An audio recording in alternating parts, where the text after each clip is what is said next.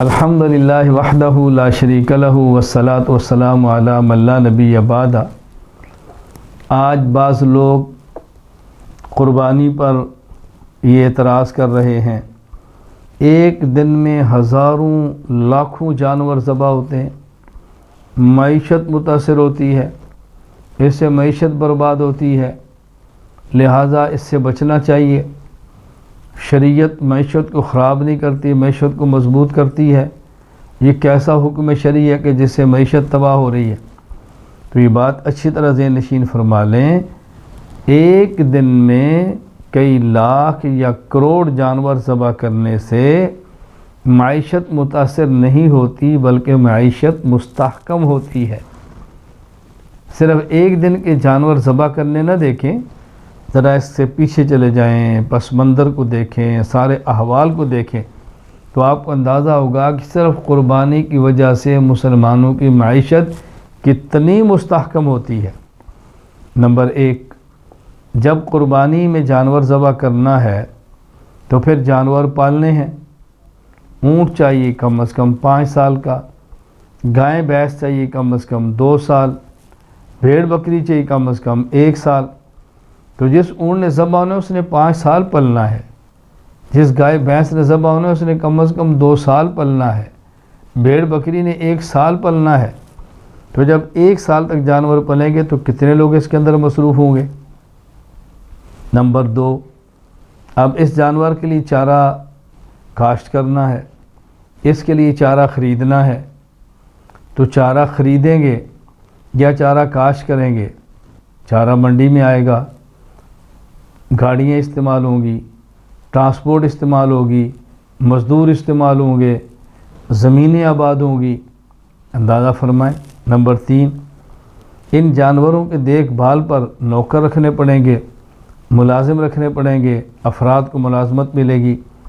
Number 4، جانور کو قربانی کرنے سے پہلے جو جانور ہے اس کا دودھ بھی ہے، اب دودھ نکالا جا رہا ہے، دودھ بیچا جا رہا ہے، تو بتائیں دودھ مل رہا ہے، دکانیں آباد ہیں، گوالے اس پہ کام کر رہے ہیں، مکھن نکالا جا رہا ہے، گھی نکالا جا رہا ہے، لسی نکالی جا رہی ہے، بلائی بن رہی ہے، تو کتنا فائدہ ہو رہا ہے۔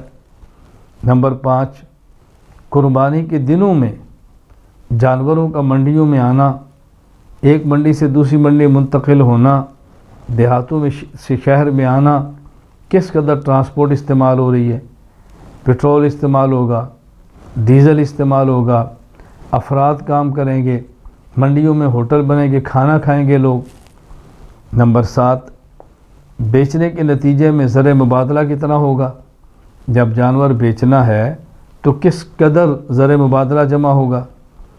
نمبر 8، قصائی ہوں گے، اجرت دیں گے، قصائیوں کو مزدوری ملے گی، ذبح کرنے کے لیے آلات آئیں گے، قصائی کتنا بڑا پیسہ کماتے ہیں۔ نمبر 9، جب جانور ذبح ہوگا تو پھر کھالیں ہوں گی، مستقل چمڑے کی صنعت بنتی ہے، لاکھوں اس سے کوٹ بنتے ہیں اور فیکٹریاں کام کرتی ہیں، کس قدر فائدہ ہے۔ اور کسی غریب کو دیں تو اس کا بھلا ہے، مدارس کو دیں تو ان کا بھلا ہے۔ نمبر 10، اس میں گوشت ہوگا، خود کھائیں گے، غریب کھائیں گے، دوست احباب کھائیں گے۔ جو سال بھر گوشت خرید نہیں سکتا تھا آج بغیر خریدے اس کو وافر مقدار میں مل رہا ہے۔ نمبر 11، یہ جانور کے چمڑے سے پورا فیکٹریوں کا نظام چلنا ہے، صنعت چلنی ہے، اس مال نے تیار ہو کے باہر جانا ہے، باہر سے زر مبادلہ ملکوں کو ملنا ہے۔ نمبر 12، جب یہ چمڑے کی فیکٹریاں ہوں گی، اس چمڑے سے کس قدر سامان تیار ہونا ہے؟ آپ ذرا اندازہ فرمائیں کہ چمڑے کی مصنوعات کتنی ہیں جو تیار ہونی ہیں، تو کروڑوں جانور کے ذبح کرنے سے وہ مصنوعات بنے گی۔